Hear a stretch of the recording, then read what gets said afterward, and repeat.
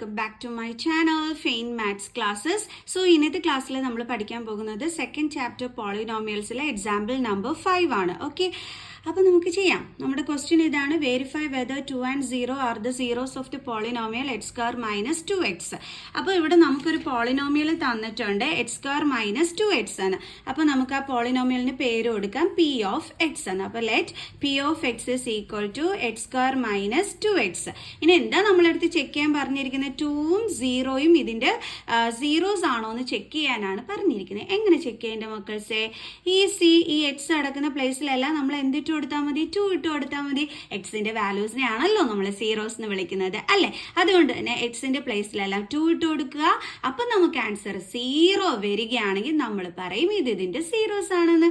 0 വന്നില്ലെങ്കിൽ പറയും not the zero of the polynomial എന്ന് പറയും. ഓക്കെ, നമുക്ക് ചെയ്യാം. അപ്പോൾ പി എക്സിൻ്റെ പ്ലേസിൽ മിസ് ആദ്യം 2 ഇട്ട് കൊടുക്കുകയാണ്.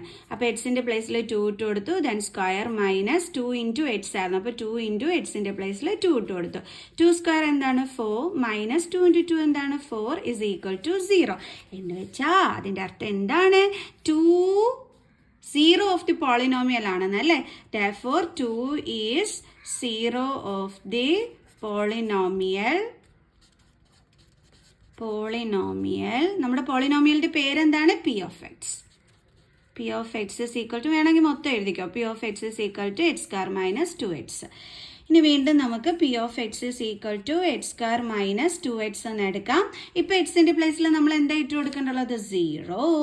P of 0 is equal to എക്സിന്റെ പ്ലേസിൽ 0 ഇടുക. 0 സ്ക്വയർ മൈനസ് 2 ഇൻറ്റു 0.